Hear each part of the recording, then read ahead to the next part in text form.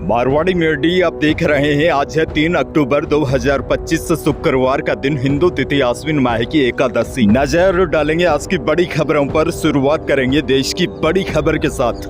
बड़ी खबर, केंद्रीय रक्षा मंत्री राजनाथ सिंह ने गुरुवार को दशहरे के मौके पर भुज में एक मिलिट्री बेस का दौरा किया। यहां L-70 गन डिफेंस सिस्टम समेत कई हथियारों का शस्त्र पूजन किया। आपको बता दूं, L-17 गन, इस गन का इस्तेमाल ऑपरेशन सिंदूर में किया गया था। इस गन की खास बात यह है, यह 1 मिनट में 300 गोले दागती है, 3500 मीटर तक टारगेट कर सकती है। ऑपरेशन सिंदूर के दौरान पाकिस्तानी ड्रोन को मार गिराने में इस आधुनिक गन ने अहम भूमिका निभाई थी। आगे बढ़ेंगे, देश की एक और बड़ी और हैरान कर देने वाली खबर। उत्तर प्रदेश के जौनपुर जिले के कुछ गांव में 75 साल के सांगूराम की पत्नी का निधन 1 साल पहले हो गया था। उन्होंने इस अकेलेपन के बाद फिर से शादी करने का फैसला किया, जिसके बाद उन्होंने अपने से लगभग आधी उम्र यानी कि 35 साल की महिला से शादी रचाई। लेकिन हैरान कर देने वाली बात यह है, शादी के अगली ही सुबह उनकी मृत्यु हो गई। मीडिया रिपोर्ट्स की माने तो पत्नी ने बताया कि हम देर रात तक बातें करते रहे, सुबह उनकी तबीयत अचानक बिगड़ गई। अस्पताल ले जाते समय डॉक्टरों ने उन्हें मृत घोषित कर दिया। हालांकि 75 साल के मृतक शख्स संगरूराम के भतीजों ने मामले को संदिग्ध बताते हुए अंतिम संस्कार रुकवा दिया है।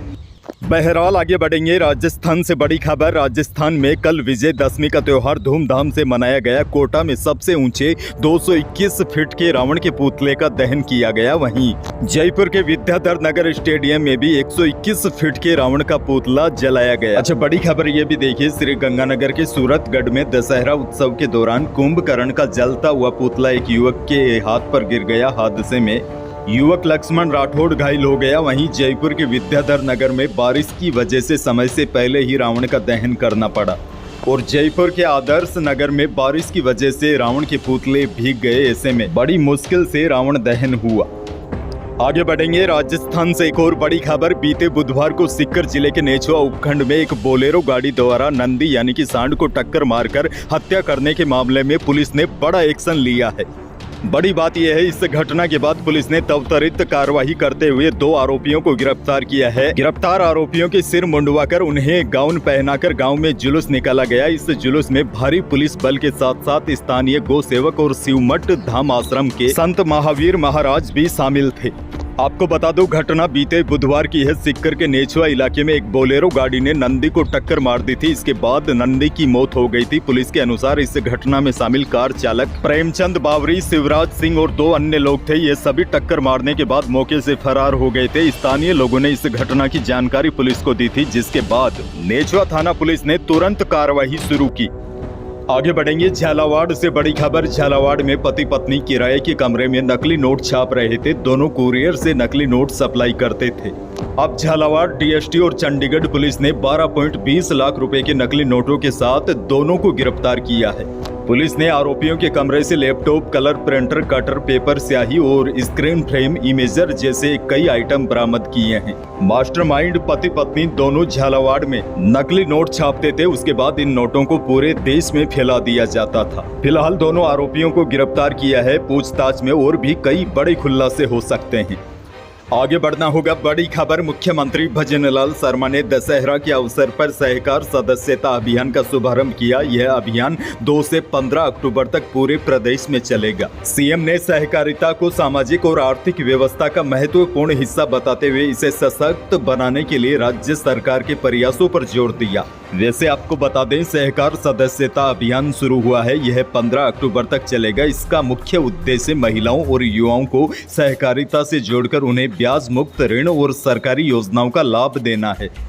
प्रदेश के लोगों के लिए एक और बड़ी खुशखबरी। प्रदेश की पहली अमृत भारत एक्सप्रेस 3 अक्टूबर यानी कि आज से चलेगी। अजमेर के मदार से यह ट्रेन बिहार के दरभंगा तक चलाई जाएगी। यह ट्रेन सप्ताह में एक दिन शुक्रवार को चलेगी। जानकारी के अनुसार केसरिया रंग की अमृत भारत एक्सप्रेस ट्रेन का नियमित संचालन आज से साप्ताहिक ट्रेन के रूप में शुरू होगा। इससे सामान्य श्रेणी की सुपरफास्ट ट्रेन में यात्रियों को वंदे भारत एक्सप्रेस जैसी प्रीमियम ट्रेनों की अत्याधुनिक सुविधा मिलेगी।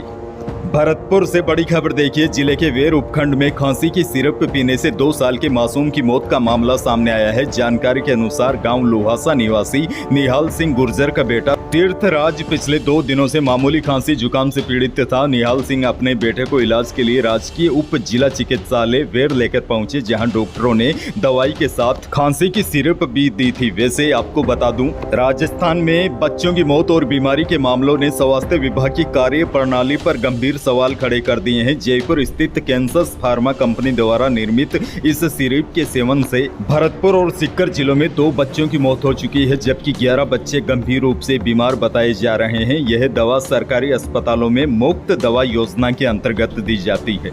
खैर, आगे बढ़ जाते हैं। आपके लिए एक और बड़ी और बेहद ही काम की खबर देखिए। त्योहारों के समय खरीदारी बढ़ जाती है और साइबर ठग भी ऐसे समय एक्टिव हो जाते हैं। साइबर ठगों के लिए लूट का यह नया मौका बन जाता है। दरअसल यह लोग उपहार व सस्ती वस्तुओं को लेकर कई लोगों को अपने झांसे में फंसा रहे हैं। ताजा मामला झुंझुनू से है। जिले के गुड़ा इंदला थाना क्षेत्र में रहने वाले एक व्यक्ति के पास मैसेज आता है कि नवरात्रा और दशहरा को लेकर आपके नाम से एक कूपन खुला है, जिस पर आपको बाइक मिलेगी। आपको दस्तावेज के साथ 9,000 रुपए जमा करवाने होंगे। जैसे ही शख्स ने पैसे जमा करवाए, उसके बाद फोन बंद आने लगा। वहीं दूसरा मामला यह है, साइबर ठगों ने छोटे लोन देकर श्रमिकों व अन्य को ठगना शुरू कर दिया है। वे दिवाली को लेकर 5 से 10,000 रुपए का छोटा लोन या फिर कम ब्याज पर लोन देने की पेशकश कर रहे हैं। इसके लिए एक एप्लीकेशन डाउनलोड करवाते हैं और उसके बाद जैसे ही एप्लीकेशन आप डाउनलोड करते हैं तो आपके खाते से पूरी राशि साफ हो सकती है। ऐसा कई लोगों के साथ हो चुका है।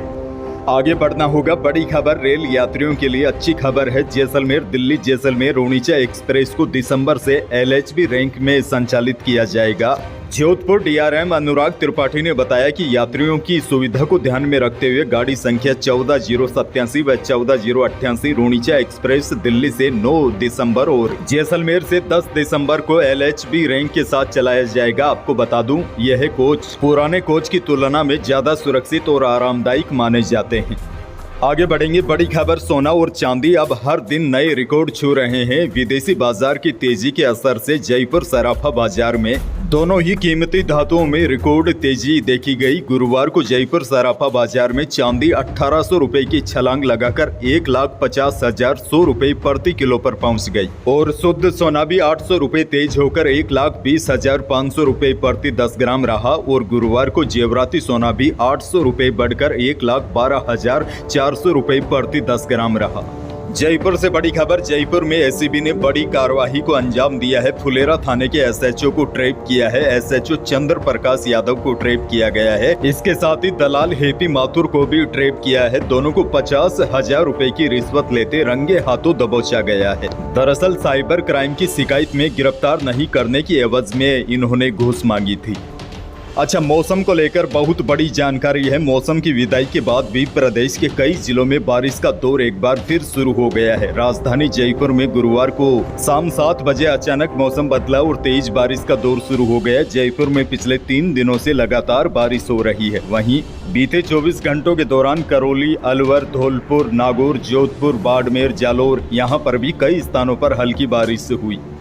और मौसम विभाग ने आज यानी कि 3 अक्टूबर को भी बूंदी, कोटा, बारां, झालावाड़, चित्तौड़गढ़, प्रतापगढ़, डूंगरपुर, बांसवाड़ा, उदयपुर, भीलवाड़ा, राजसमंद और सिरोही जिलों में बारिश का येलो अलर्ट जारी किया है। और सबसे बड़ी जानकारी तो यह है, मौसम विभाग के अनुसार राजस्थान में 6 अक्टूबर तक बारिश का दौर जारी रहेगा, जबकि एक पश्चिमी विक्षोभ भी सक्रिय हो रहा है। इसके असर से बीकानेर, जोधपुर संभाग के एरिया में 5 और 6 अक्टूबर को कहीं कहीं पर तेज आंधी चलने के साथ कई स्थानों पर बारिश होने का अलर्ट जारी कर दिया है।